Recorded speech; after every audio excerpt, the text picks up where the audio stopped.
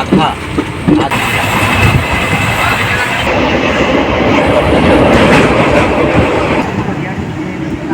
বন্দে ভারত।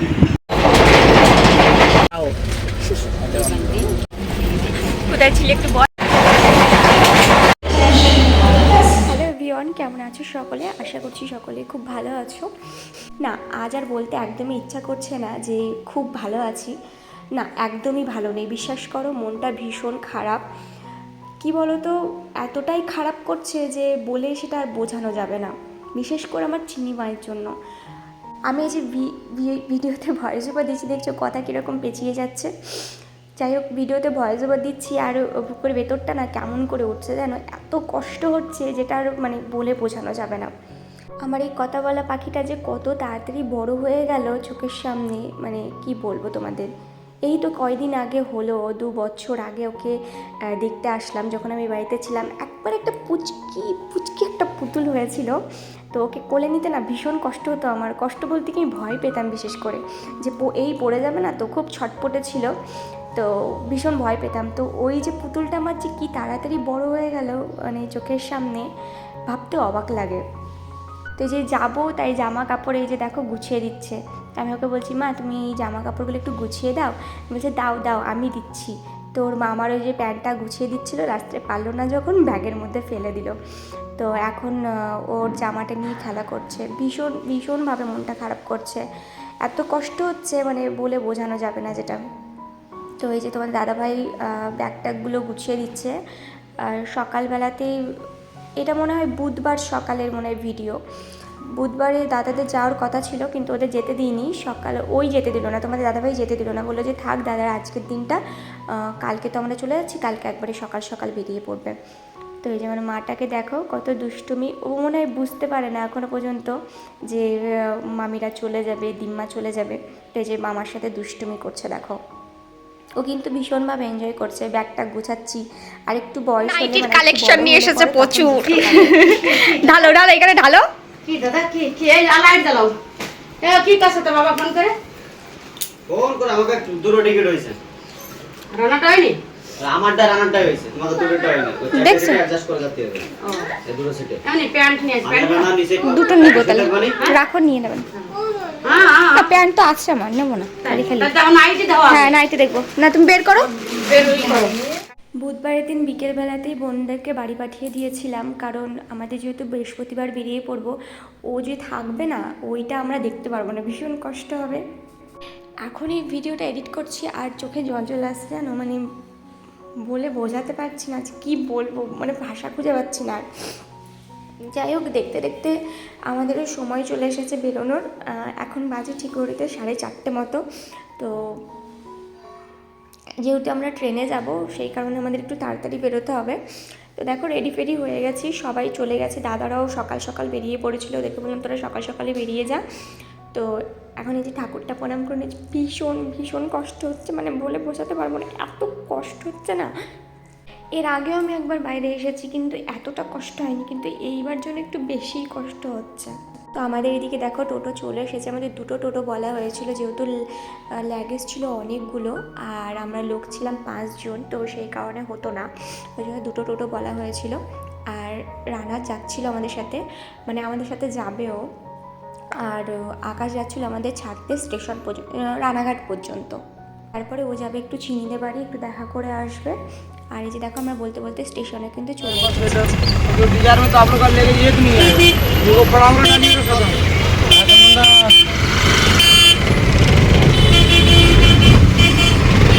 শুনেছি ওরা আমার কথা শুনুন, আমি একটা জিনিস ফাইন করে থাকতে দেবে না।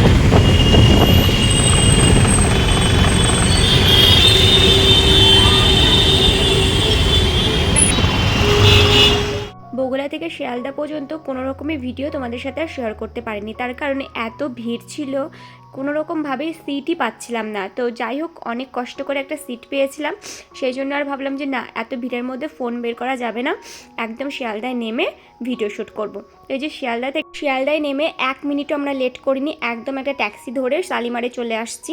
কারণ শালিমারে আমাদের ট্রেন 11:10-15 মনে হয় ট্রেন ছিল, আর তখন বাজে হচ্ছে 7:30। আমরা 7:30 পৌনে 8টার দিকে নেমে গেছিলাম। প্রচণ্ড জ্যাম ছিল, কারণ যেহেতু খেলা চলছে সে তোমরা সকলেই জানো, আইপিএল খেলা, তো সেই কারণে রাস্তায় প্রচণ্ড জ্যাম ছিল। তো অনেকটা লেট হয়ে গেছে, আর বিভৎস গরম এই কলকাতায়, মানে এখানকার লোকজন যে কী করে থাকে আমি তো ভেবে পাচ্ছি না। আমাদের বগুড়ার ওদিকে অতটাও কিন্তু গরম নেই, কিন্তু কলকাতায় বিভৎস গরম, পুরো ঘেমে আমি স্নান করে গেছিলাম এরকম।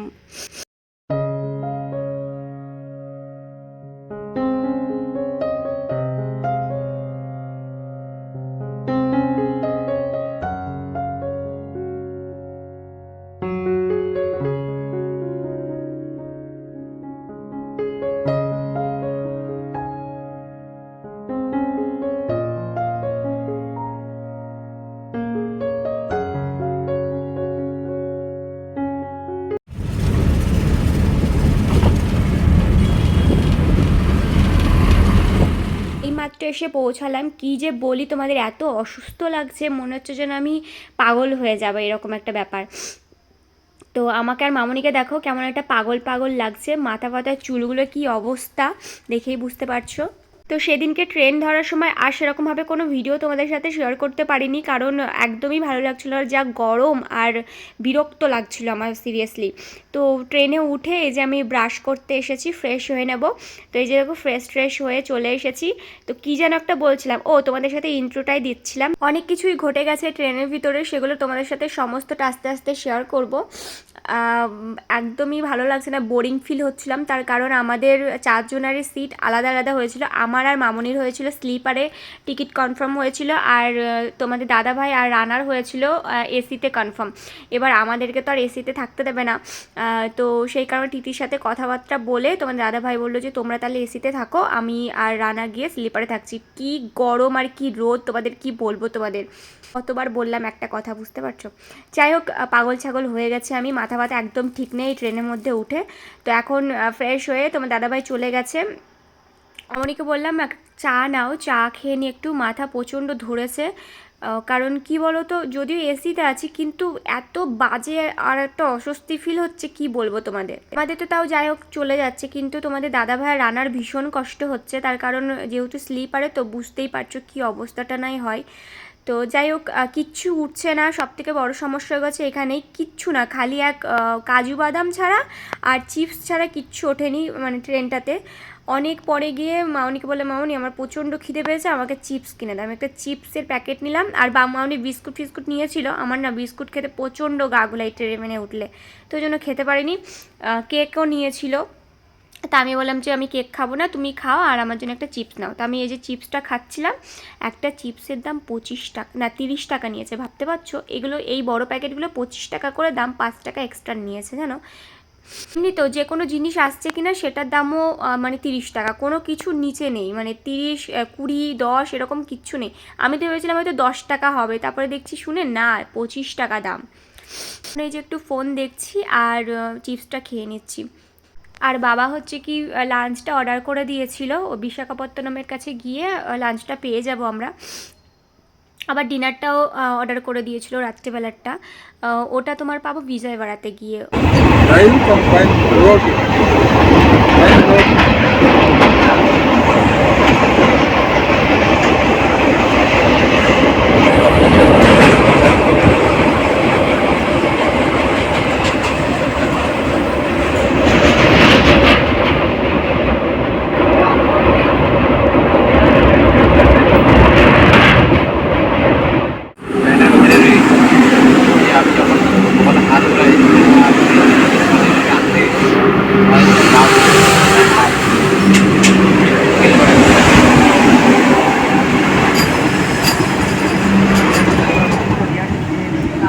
বন্দে ভারত। ওই যে তোমাদের বললাম না যে বাবা লাঞ্চ অর্ডার করে দিয়েছিল, তো দেখো চলেও এসেছে। সত্যি বলতে দুপুরের থালিটা একদমই ভালো ছিল না, ডিম ছিল আর পাঁপড় ভাজা ছিল, একটা ডাল দিয়েছিল, ডালটা যে কি জঘন্য খেতে কি বলবো তোমাদের, ভীষণই বাজে। আর সব জিনিসে কারি পাতা দিয়ে নষ্ট করে দিয়েছে খাবারটা। কী করবো, খিদের পেটে তো ওই জন্য খেয়ে নিয়েছি অল্প অল্প করে। তো এই ভাত আর ডিমের ঝোলটা দিয়ে আমি খেয়েছিলাম, ডিমের ঝোলটা বেশ ভালো ছিল। কি বলো তো, সব ধাবার রান্না তো আর সমান হয় না, ওটাই হচ্ছে ব্যাপার। তোমরা অনেকেই কমেন্ট করে করে মাথায় খারাপ করে দিচ্ছ, দিদিভাই ব্লগ কখন দেবে, ব্লগ কখন দেবে। আসলে কালকে আসার পর সেরকমভাবে ব্লগ শ্যুট করা হয়েছিল, কিন্তু এডিট করা হয়ে ওঠেনি। বুঝতেই পারছো 3 দিনের একটা ধকল ছিল, তো সেই জার্নিটা কাটিয়ে উঠতেও টাইম লেগে যায়।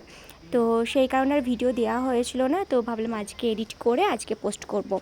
তো দেখো, তা করতে করতে আমাদের রাতে ডিনারও চলে এসেছে। ডিনারে দিয়েছিল বাবা অর্ডার, বিরিয়ানি দেওয়া ছিল, আর একটা মাংসের থালি অর্ডার করেছিল। তো দুটো থালা অর্ডার করেছিল, একটা তোমাদের দাদাভাই নিয়ে গেছে, আর একটা মামনি খেয়েছে, আর আমার জন্য একটা বিরিয়ানি অর্ডার করা হয়েছিল, তো ওইটাই আমি খেয়েছি। তো এটা হচ্ছে শনিবার সকালের একটা ভিডিও ক্লিপ। সকালবেলায় উঠে গেছিলাম, তবে কেউ এখনও ওঠেনি ট্রেনের, জানো তো রোদ উঠে গেছে। তো সবাই যেহেতু শুয়েছিল, ওই জন্য আমিও চুপচাপই শুয়েছিলাম। আর কি যে ঠান্ডা লাগছিল। আজকে আমাদের 8:30টার দিকে টাইম ছিল, তো ট্রেনটা যেহেতু লেট করেছিল, সেই কারণে আমরা ওই 10টার দিকে টাইম আছে নামার। দেখা যাক কি হয়। তো চলো তোমরা দেখতে থাকো। কোথায় ছিলে একটু বল। বেচারিরা আমাদের জন্য স্লিপারে শুয়েছিল, আর আমরা ওদের টিকিটে ছিলাম। কি যে আনন্দ আনন্দ করে শুয়ে, ভালো লাগছে। কতক্ষণ পরে নামবি? কিছু কষ না কেন।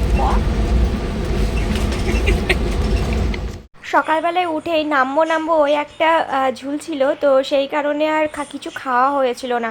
তো যেহেতু ঝালমুড়ি আসলো, তো আমি আর রানা বললাম তাহলে একটু ঝালমুড়ি খেয়ে নিই। কী যে বাজে খেতে, কি বলবো তোমাদের। মুড়িটা কী দিয়ে মাখিয়েছিল কে জানে, ভীষণ বাজে লাগছিল। তো মানুষ বলছে এইটার আবার দাম হচ্ছে কত, 30-60 টাকা করে নিল দুটোতে। ভাবতে পারছো একটা ঝালমুড়ির দাম 30 টাকা। ট্রেনের মধ্যে প্রচুর দাম ছিল, যাই খেতে যাচ্ছি সেটারই দাম 30 টাকার কোনো নিচে নয়, ভীষণ দাম বলছিল। তো যাই হোক, দেখো অবশেষে আমরা নেমে গেছি, আর ওই যে বাবাও চলে এসেছে, আর আরও কিছু কাকুরাও ছিল, ওরাও এসেছে একসাথে।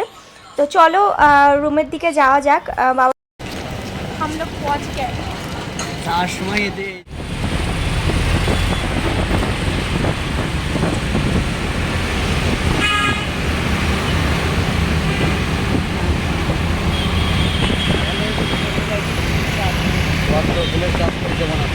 হ্যাঁ, তাই তো দেখছো কিরম ভাবে চাষ করেছে। তো 1 ঘন্টা মতো হয়েছে পৌঁছেছি, এসে খাওয়া দাওয়া করলাম, খাওয়া দাওয়া করে সব পরিষ্কার করলাম। পরিষ্কার টরিষ্কার করেছি। সমস্ত কিছুর ব্লগ তোমরা অন্য ব্লগে পেয়ে যাবে। আজকে ব্লগে আর সেটা শেয়ার করছি না, প্রচণ্ড বড় হয়ে যাবে নাহলে ব্লগটা। মামুনি গেছে স্নান টান করে আসে, তারপরে একটু শোবো। তো চলো আজকের মতো ব্লগটা এই পর্যন্তই, বেশি আর বড় করছি না, অনেক বড় হয়ে গেছে।